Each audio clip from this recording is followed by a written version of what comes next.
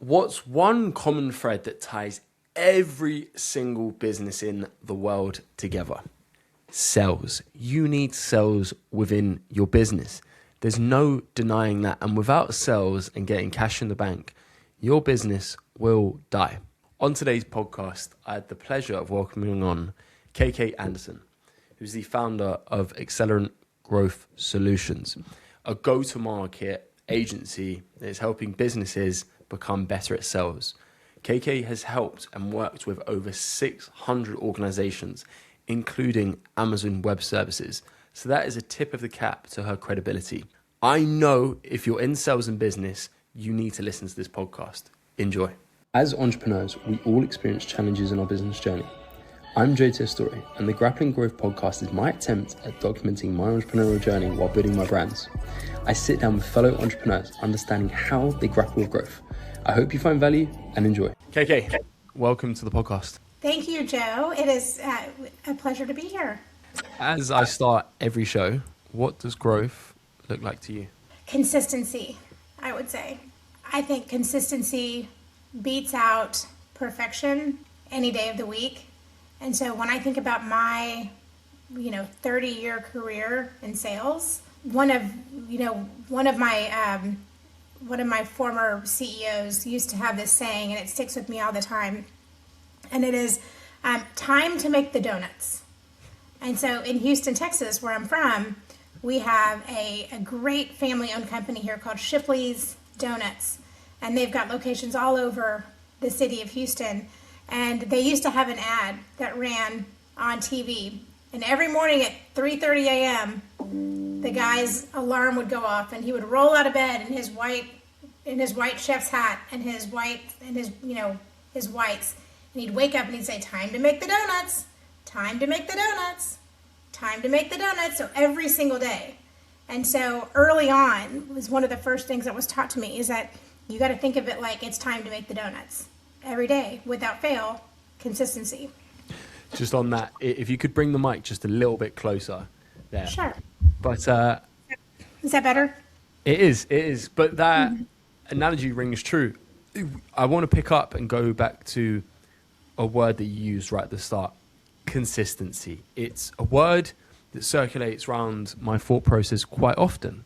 And when I think of growth, I quite often interlink growth to consistency purely from the basis of what you also said there. What I'm curious about is why consistency? Why does that link into growth for you personally? Because sales is one giant echo chamber, right? Depending on how long your sales cycle is. Let's take an average of 90 days, right? What you do today is not going to show up in your pocket for 90 days. And if you find yourself right now with a pipeline that is lacking, where you don't have enough opportunities, it's not because of what you're doing today, it's because of what you didn't do 90 days ago. And the inverse is true as well. And so when you show up every day consistently and have that mentality, then you are protecting yourself and you're protecting your pipeline, because 90 days from now, you will feel good about yourself. And the same is true in multiple areas throughout our lives. I was having a conversation with someone recently where I said, what happens in your life 6 months from now is a reflection of what you're doing today. You can turn around and metaphorically eat those donuts today and there won't be a problem. You can binge eat over Christmas, and quite often it isn't a case of directly, depending on how much you eat, jumping on the scales and you see those results, but you consistently do the negative habit over a period of time, it then shows. And I think sales is a great feedback loop because, as you said, it's not a case of we're selling water bottles where there's immediate ROI or feedback. Depending on what you're selling, if you're in B2B sales in a long-term play, then what you're farming right now then harvests in 90, 180 days. For some people, it might be a multi-year process. And I think, as you said, it's not a case of trying to build the sculpture that you're looking for straight away. It's slowly, methodically, maturely looking at what you want, breaking it down very slowly, looking to get to that end outcome. So I love that. Yeah, key word that you just said there is build. You know, you got to think of yourself as a builder when you're in sales, because every day you're laying bricks. Every day you're adding to your foundation and to your structure. And one thing I also want to put out, and I see this a lot, you know, when I'm coaching, you know, sellers and sales organizations, is burnout. And so when sellers don't have a strong system around consistency personally, then they will feel the panic, and you know let's say they procrastinate, and then it's now, you know, month 2 of the quarter, or worse, it's month 3 of the quarter, and you've got 30 days, and you're trying to just hammer it and drive pipeline and get meetings. Then it's going to lead to burnout, and then what comes are all the excuses. And when in sales, one of the biggest problems that salespeople have is that they let their excuses, it's almost like a leash, like a chokehold on them. And it's like walking a dog, except the leash is all the excuses. Well, I can't sell this because I don't have that. I can't sell this because of this objection or this problem, or, you know, this competitor, or this price, or this tariff.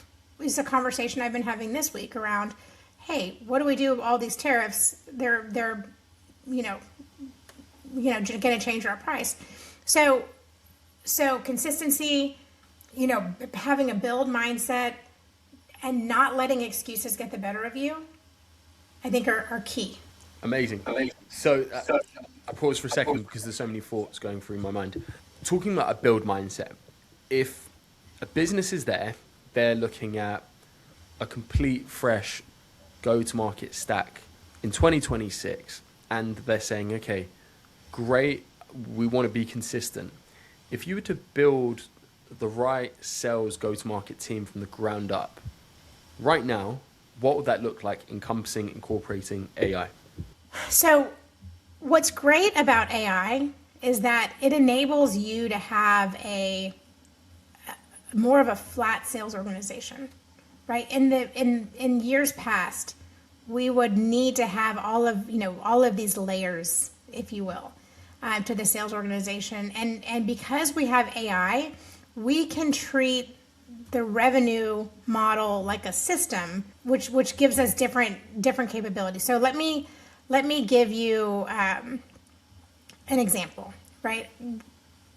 One of my favorite go-to-market models is called the Bowtie go-to-market model, and that was made famous by Winning by Design, Jocko, who's the founder of Winning by Design, and the way that Bowtie go-to-market system works is essentially you take your traditional funnel, which is, you know, top of funnel is marketing, awareness, demand generation, and then as a customer, goes through your funnel, they come out the other end as a customer, and, you know, lots of green dollar signs come out the bottom, right?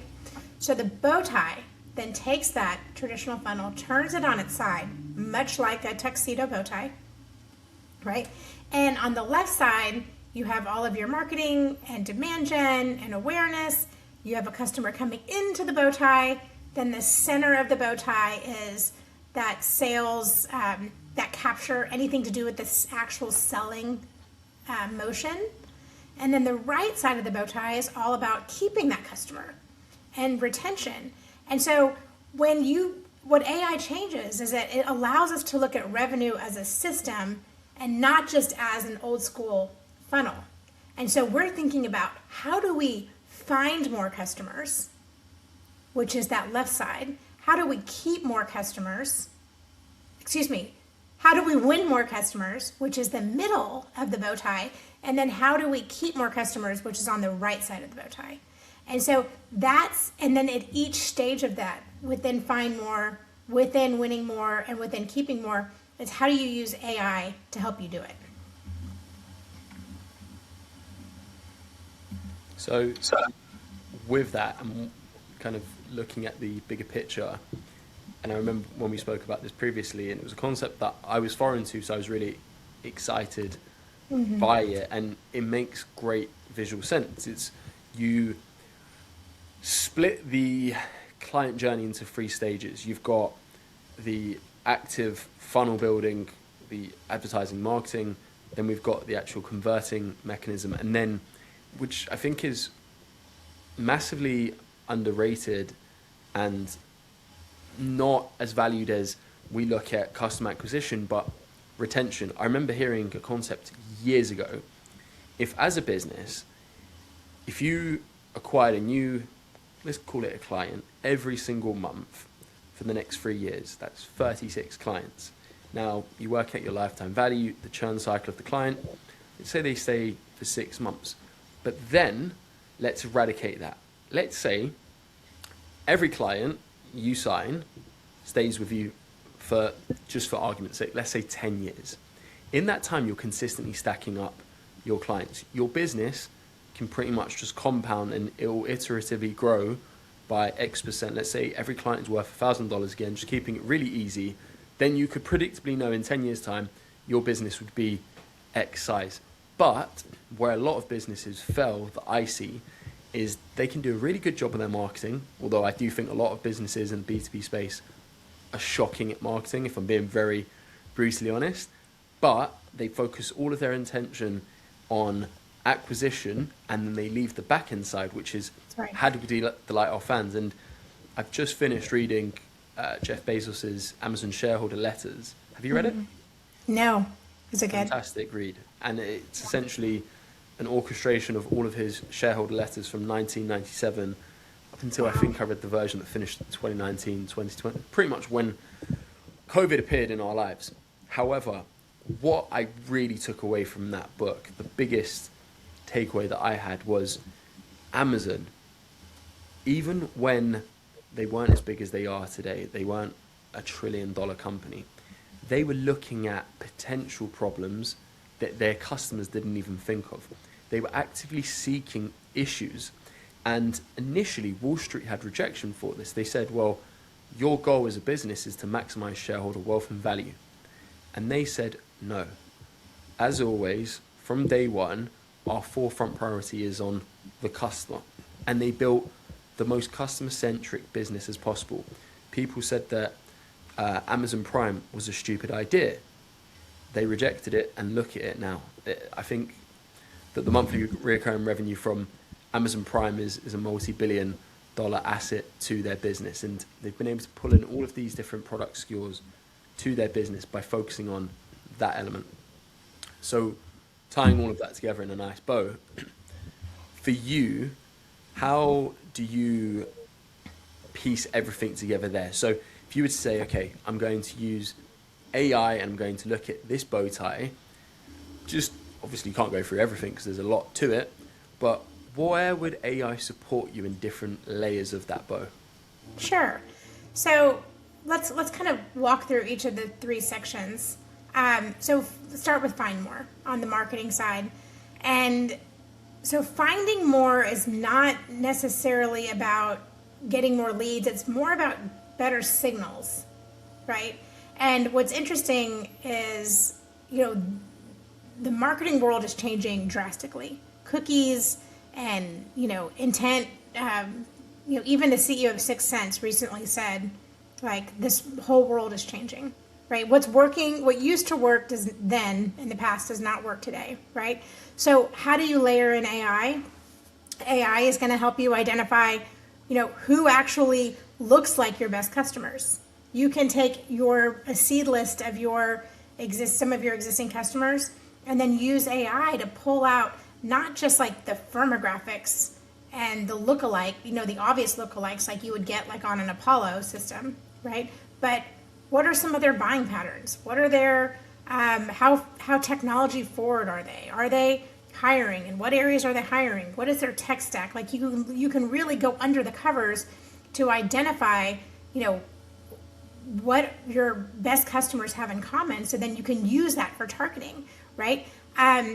You can use it to detect the signals that humans are going to miss. So we have a I'll tell you a story without naming names now. A client, and they are in a technology business that's related to pest control, meaning like insects, rodents, bed bugs, infestations, right? And so not only are they looking at who their potential customers may be from a title perspective or just a general ideal customer profile ICP perspective, but they're also layering in heat maps from the government registries of bed bugs and layering in, reviews from Yelp that talk about, poor, pest control in certain regions or areas, and then aligning that to latitude and longitude lines to be able to figure out where are those properties, who are those, and who owns them, right? And so all of that data, that's AI. Like, that's not something that was as feasible by humans and scalable by humans, back in the day. Does that make sense? Absolutely. Like, so it's using AI to figure out where are the fish biting right now. And so that's how you would use it in kind of this find more on the left side of the bow tie. And so then your sellers are smarter because they're more targeted in the right areas rather than, throwing spaghetti against the wall and calling every SaaS company that's, under 100 million, right? For example. Have you ever looked in the back end of Facebook Ads Manager, for instance? Yes, I have seen the back end of Facebook Ads Manager. I assume so. The reason why I mention it, and my friend used the analogy years ago when he said about lookalike audiences and essentially targeting on Facebook, as you said, spaghetti on a wall. We've got a fishing rod and we've got 100 different ponds that we're fishing into, and the hope is that you catch through your creatives and your copy and the algorithms, the machine learning to hand. You don't have to go through 99 ponds to then find the 100th pond where all the fish are and they're swimming around. You turn around and you can do that more effectively. Where I think AI is bridging the gap quickest is, instead of going to the 100th pond, we can maybe look in the first, if we're really lucky, or second. And it's using that data because, let's face it, humans beat artificial intelligence when it comes down to emotional intelligence, social intelligence. AI is not a person, it does not learn to that extent. But what it does do is it has a memory bank, as we know, and a knowledge base that humans cannot and will never be able to compete with unless you put a microchip in the back of someone's brain, which I wouldn't be shocked if there's someone on this earth that is walking around with a microchip in the back of their brain. But that's completely different thought process. Mm-hmm. For me, that is what AI is doing. It is allowing you or us as go-to-market strategists to locate those ponds exponentially quicker, fish in them and say, okay, here we are with predictive certainty. This is what these people look like. And I also think that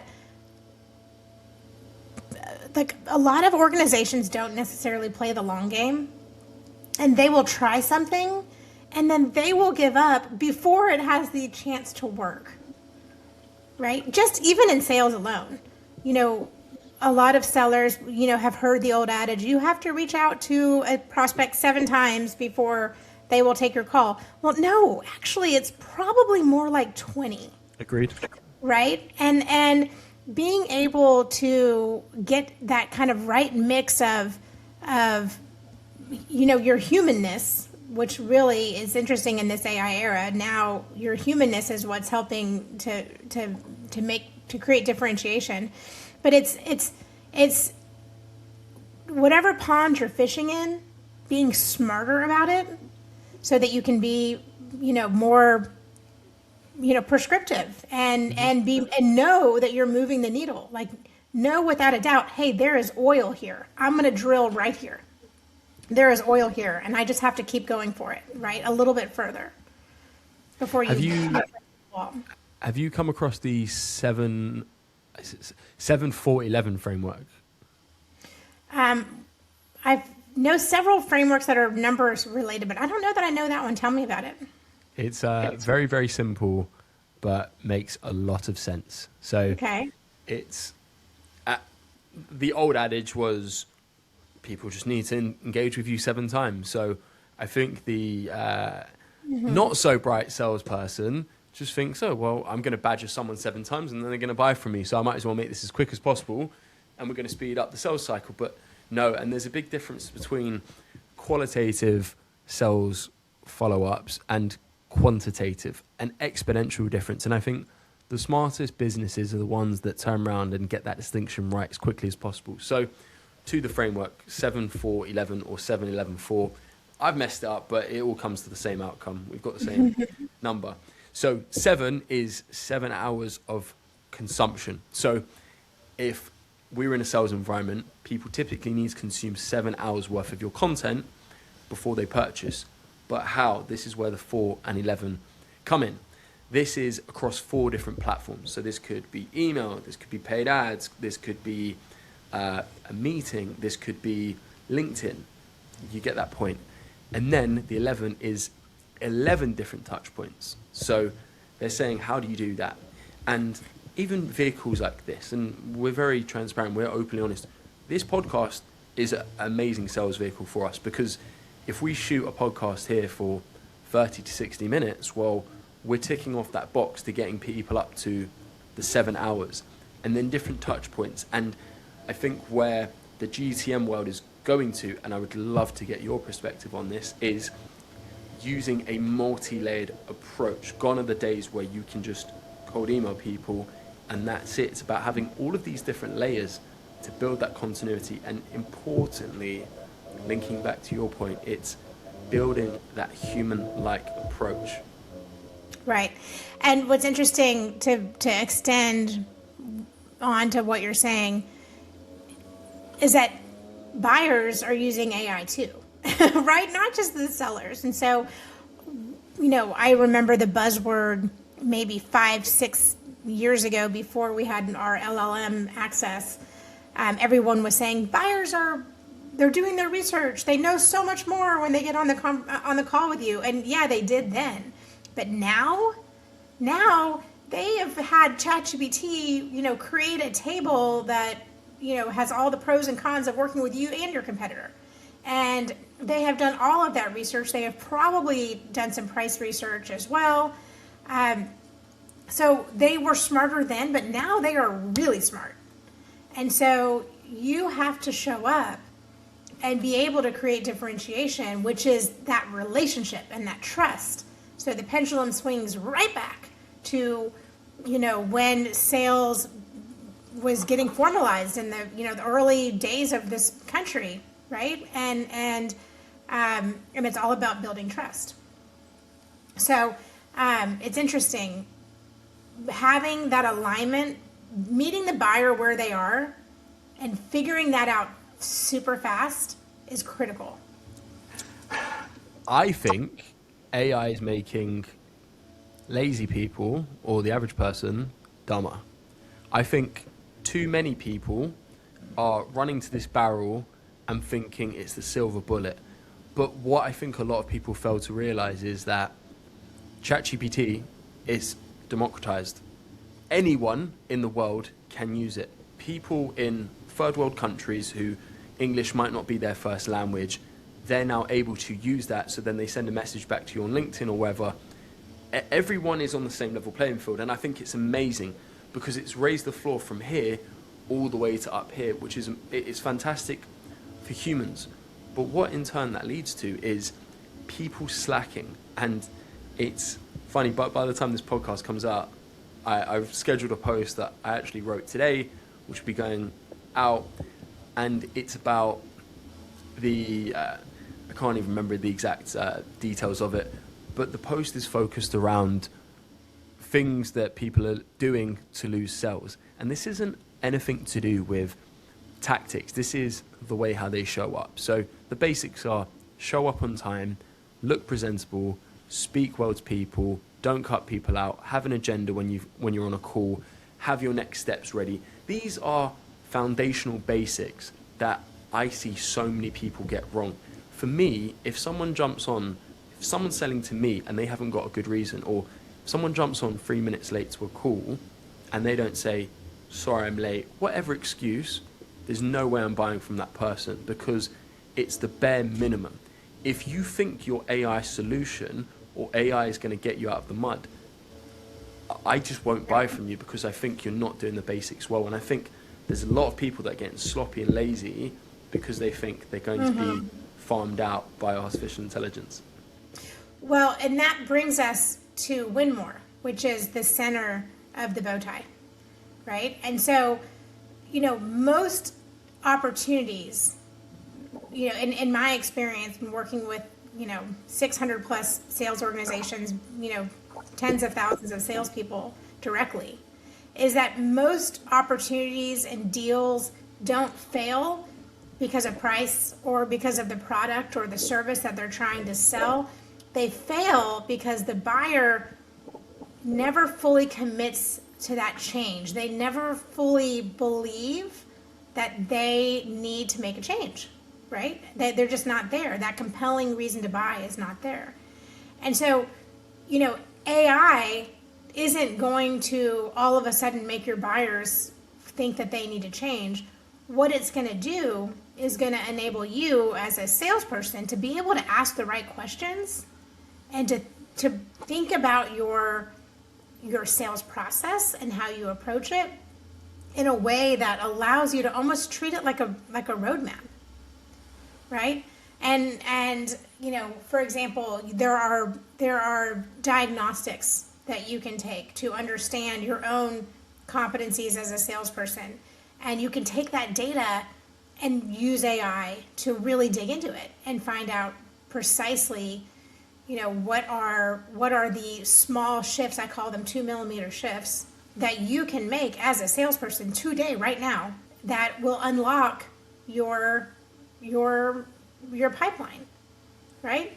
And so another thought is, and I'm kind of going on a tangent here. Can I just ask you a question on that point? Yeah. Just so it's fresh. You speak about these 2 millimeter shifts. From your experience working with these 600 plus sales organizations, what are the two most common 2 millimeter shifts that you commonly see that people aren't making, that you can go in and say, hey, have you thought about this? Right. So, and that's exactly where I was going to go. In my experience, I have learned that every single sale is 2 sales. And it honestly doesn't matter if you're selling direct to consumer, if you're selling B2B, if you're selling a multi-million-dollar software or a $200 service, right? It doesn't matter. Every single sale is 2 sales. And those sales have to be closed in order. Okay, so the first sale is getting the customer to agree to articulate, really, that they have a problem they need to fix, that they need to make a change. Okay, and the second sale is why you and why now. And so when you ask me what problem do I see the most, it is that sellers go right in and they think they have a self-limiting belief, is what I call it, that their job is to educate a prospect on the products or the features or the advantages or the benefits of what they're selling. They think that's their job. But if I go into a sales conversation and all I'm doing is talking about what I'm trying to sell, then I'm skipping the first sale entirely. And so what happens is that your prospect is probably like, oh, that sounds cool. That sounds nice. Oh yeah, that sounds really great. I like that. I like that idea. And your seller is thinking happy ears, like, oh my God, they totally need what I have. This is a great opportunity. I'm going to win this deal. This is going to be awesome. Let me put it in the CRM. Let me put it in my pipeline. But what they're not recognizing is what happens after you hang up, which is your product just became a nice to have. And when they turn around and try to get the budget, which nowadays you usually have to, people who used to have authority don't have authority anymore. And now everything, 25,000 or higher is going to a CFO level. I don't know if you're seeing that. And so they turn around and then have to sell it internally, and it's going to fall flat because the first sale was never closed. So that's a typical place to start is making sure within each of your opportunities and your customer conversations that you have, and let me rephrase that they have articulated why they need to change. And you do that as a salesperson through asking great questions, asking enough questions, asking questions that can sometimes feel challenging or difficult, right? Having the ability to maybe challenge the way a customer is thinking about something in your questions, right? And then listening, shutting up and listening. Because when a salesperson jumps in and tries to fill the void or fill the silence when they ask a question and they don't get a right answer, or worse, they start stacking questions, they're hanging themselves. They're shooting themselves in the foot.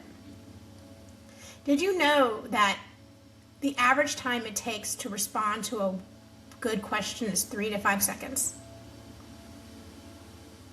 And so if I'm a salesperson and I ask a really good question and there's a 3 to 5 second silence, most salespeople, a lot of salespeople, the ones who don't know, will jump in and try to fill the gap.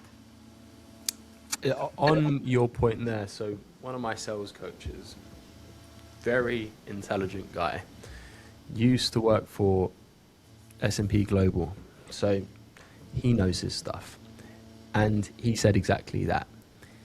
People, I feel, especially the less experienced salespeople, the younger people, they panic. They feel that they need to fill every single void and they need to talk really quickly, and the buyer's going to jump in between them and say something else. Whereas if you take the step back, control your tone, the narrative, what you're saying, just those dramatic and emphatic pauses make such a difference. It's like watching a movie on 1.5 times speed. You're not going to enjoy it. You need to hear the music, how you hear the music.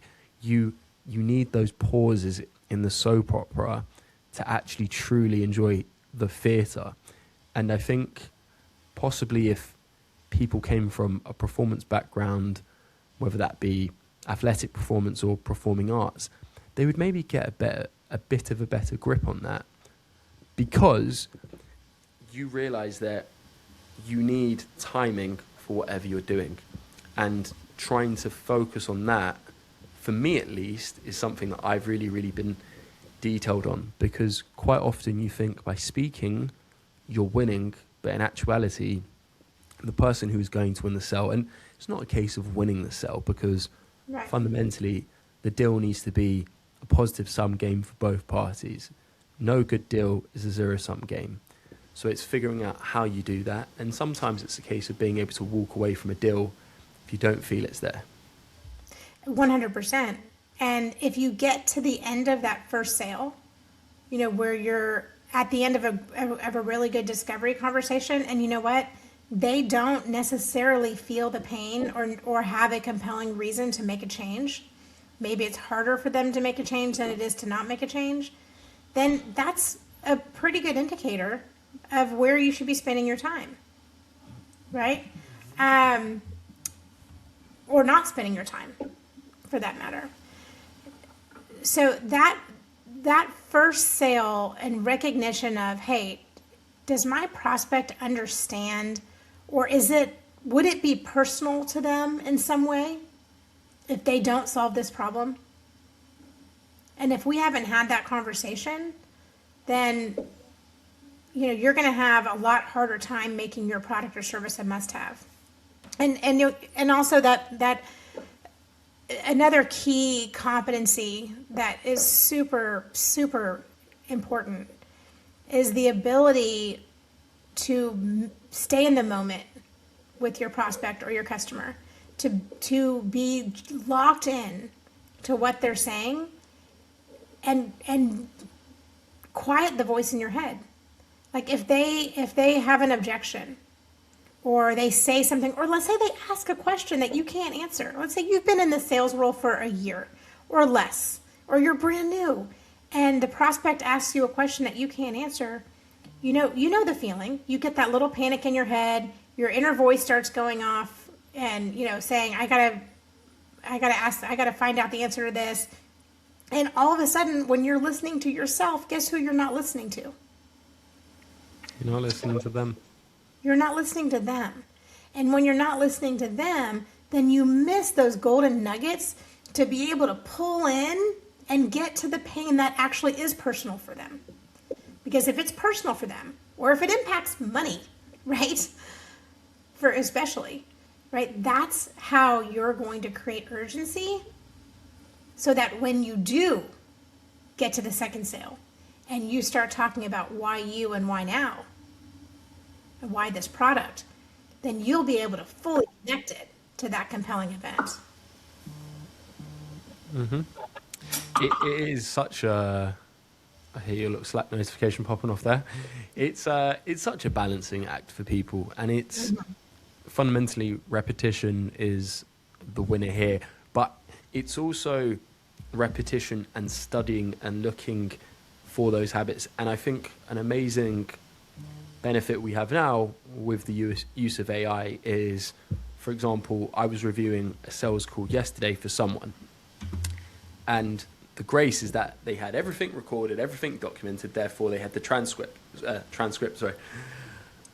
So they've got the transcript, but then also you want to hear the audio, because a transcript just shows the verbal image, not the non-verbal cues that are there. And we know that 90% of communication is non-verbal, and it's physical. It's the tonality that we use in what we're doing.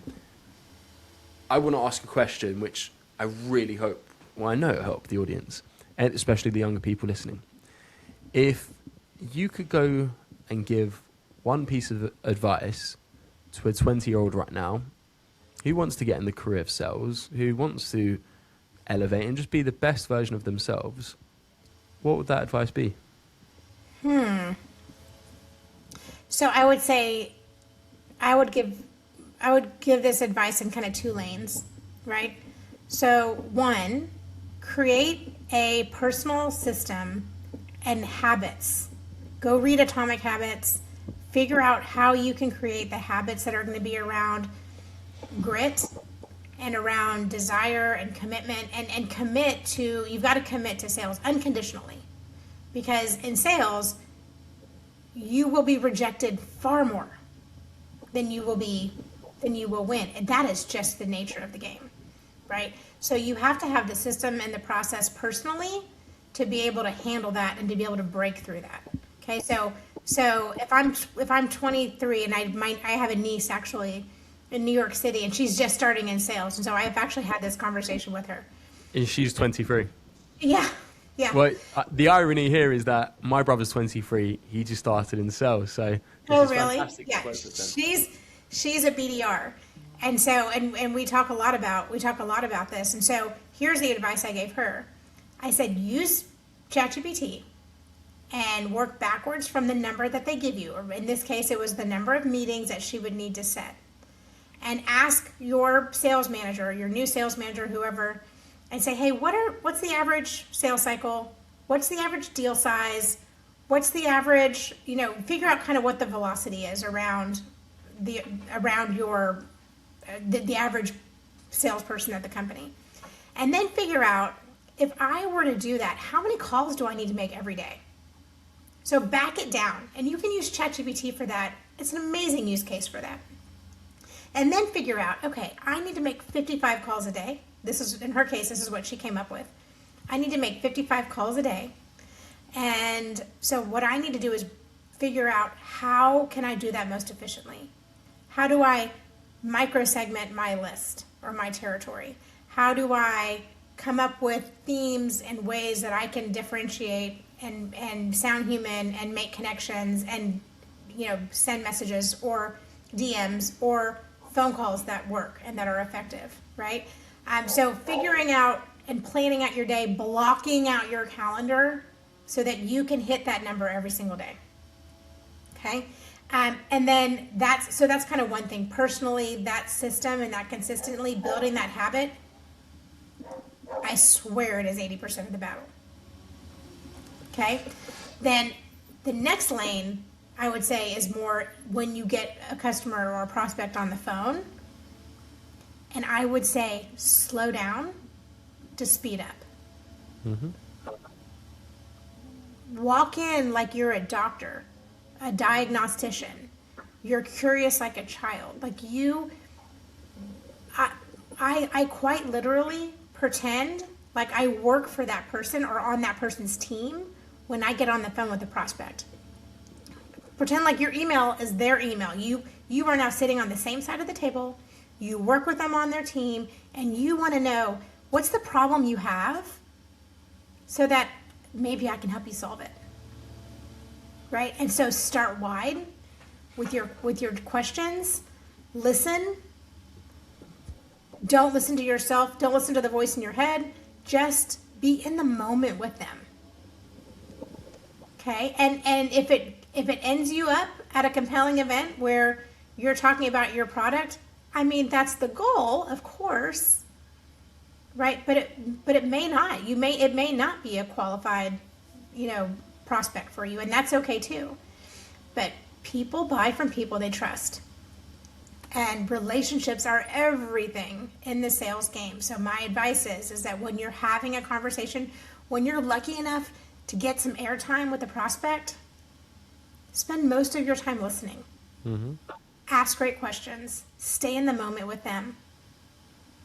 Ask permission. If you want to ask a hard question, ask permission. Hey, do you mind if I ask you this question? It might feel a little personal. Right? So that's what I would say. Well put together. I think that is such solid advice that not even someone who's 23, but a seasoned sales professional, that if they wanted to go back and reflect. And the thing is, we're all learning. We're all looking at the extra edge and advantage that we can get. So what you said there makes total sense. And as Abraham Lincoln said, if you give me 6 hours to chop down a tree, I'll spend the first 4 hours sharpening the axe. And I think all too often, it's not even just sales people, but you look at, you're going to go on holiday. The smarter people, this does not include me, so I'm in the opposite camp. They plan out a bit of an itinerary. However, idiots like me turn around and just show up in a really rogue country, and they're like, oh, well, what do I do here? Luckily, I can just go on ChatGPT and say, hey, could you give me some insight? Can you give me some insight in what to do here? Maybe because I'm just lazy, and when it comes down to that in my personal life, I prefer winging it. But hey, I think the premise is the same. It's preparation is key, and the amount of extra bonus points you can get from spending 10 to 15 minutes preparing before a meeting, a conversation.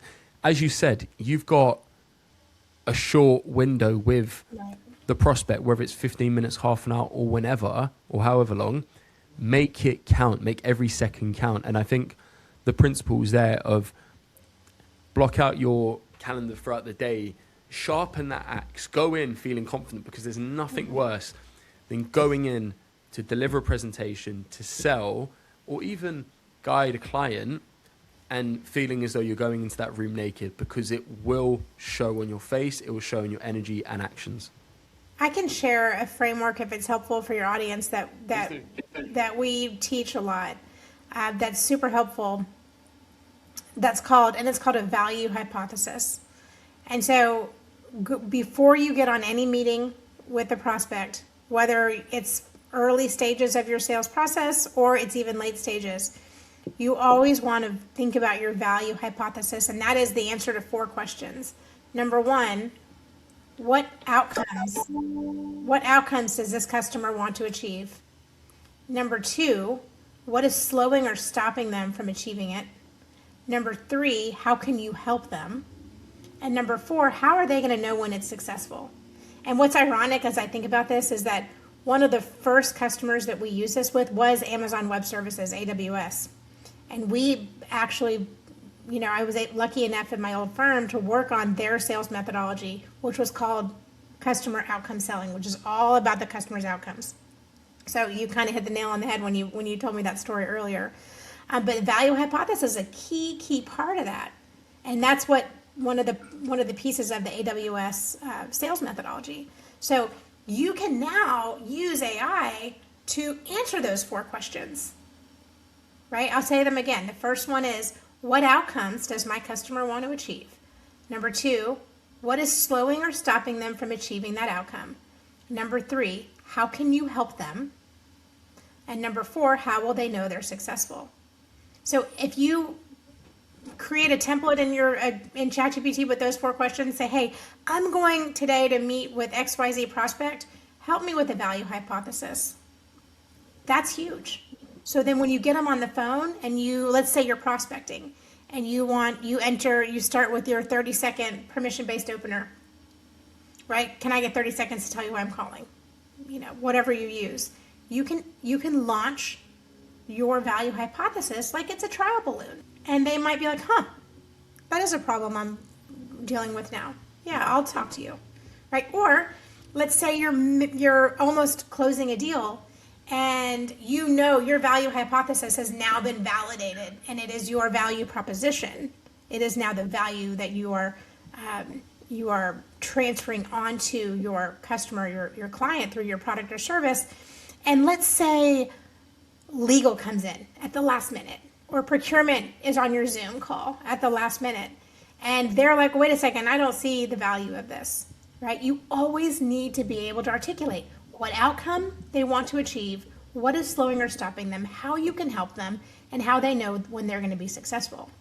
And if you start every meeting, no matter what stage you're in, articulating that and validating that, almost like it's a safety moment, right? Like the exits before we start our meeting, the exits are here and here. We don't have any fire drills scheduled for today. I mean, everyone has been in these corporate training sessions where that's how they start the meeting, with the safety moment, right? Same thing. Hey, before we get started today, I see we've got some joiners. Excited to meet you. What I'd like to do is just clearly state kind of the value message that we have here to make sure we're all on the same page. So what you're looking to achieve is X. Here are some of the challenges that you've had, Y. Here's how we can help, and this is why we're here today to talk about Z, right? And here's how you're going to know when you're successful. Now, everybody is saying, yep, we're on the same page. Sorry, a little bit of a rant there. I love it. KK, what's next for you and where can people find you? Next for me, I would say what's next for me is tying it all together. Like how do we take what what I've learned in 30 years of selling and training and coaching and sales transformation and help our customers to be even better than they are today. And so we're continuing to partner we've got a quite an awesome group of AI businesses that are offering even free, and we could probably even list some of them if you want. They're offering free services for sellers to get out there and help, use AI in their sales process. So continue to expand on some of those relationships and partnerships. And my goal and my passion is really just to help. I want to help people. I want to help people be more effective personally and professionally. And selling more is my knack. And that's how I can help them do that. So you can find me on LinkedIn. Kristen Anderson is my full name. KK is what everybody calls me. My business is Accelerant Growth Solutions. We also have a podcast that drops every week called Selling the Cloud. Would love for you to join us there as well. Amazing. Thank you. Yeah. Thank you. Enjoyed every second.